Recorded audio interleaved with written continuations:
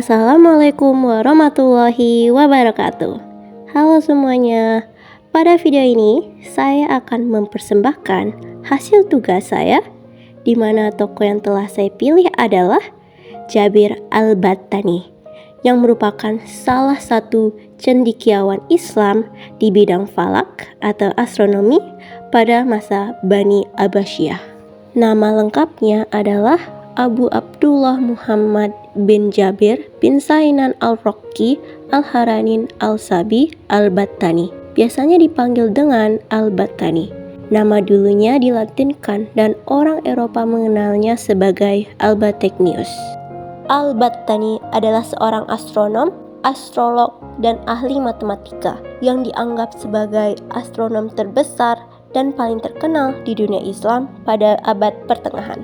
Lahir sekitar tahun 850 Masehi di Haran dekat Urfa, Irak, dan wafat pada tahun 929 Masehi di Qasr al-Jiz dekat Samara.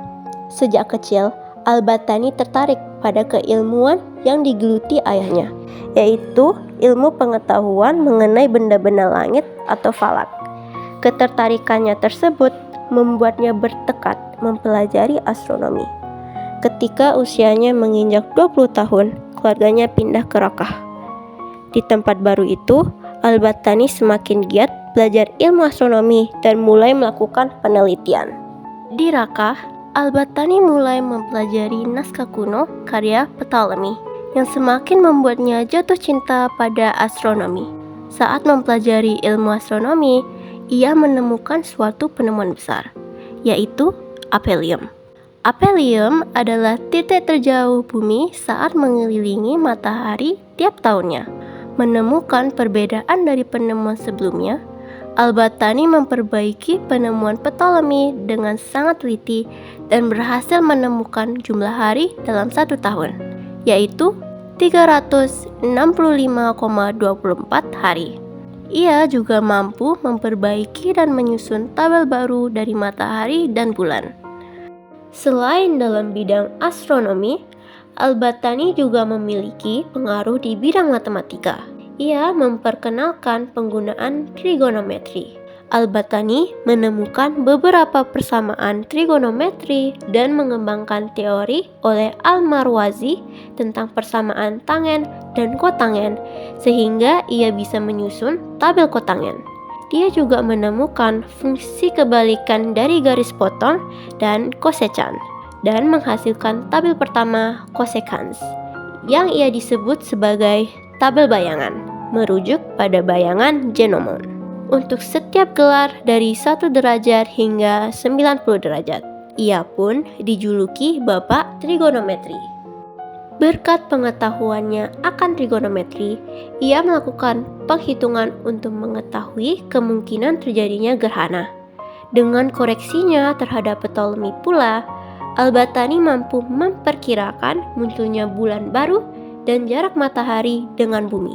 Berkat kontribusinya ini, astronom barat menggunakan temuan Al-Battani untuk menghitung kecepatan bulan ketika bergerak. Al-Battani adalah salah satu astronom pertama yang mengamati bahwa jarak antara bumi dan matahari bervariasi sepanjang tahun, dan itu membuatnya memahami alasan terjadinya fenomena gerhana. Karya utama Al-Battani yang terkenal adalah Kitab Az-Zij atau buku tabel astronomi, juga dikenal sebagai Az-Zij As-Sabi. Hal ini sebagian besar didasarkan pada teori Ptolemy dan sumber-sumber Yunani Syria lainnya, sambil menunjukkan sedikit pengaruh India atau Persia. Buku tersebut telah diterjemahkan juga ke dalam bahasa Latin dan bahasa Spanyol dengan judul De Scientia Stellarum, yang berisi perhitungan perputaran bumi terhadap matahari yang sangat akurat dan berisi hasil-hasil peneropongannya terhadap bintang-bintang tetap. Buku ini pun diterapkan hingga saat ini. Semasa hidupnya, Al-Battani pernah tinggal di kota Antakya. Di kota yang terletak di utara Suriah itulah ia membuat sebuah teropong bintang yang dikenal dengan sebutan teropong Al-Battani. Teropong itu banyak membantu Al-Battani melakukan pengamatan terhadap benda-benda langit. Al-Battani mendalami astronomi sejak berusia 20 tahun hingga akhir hayatnya.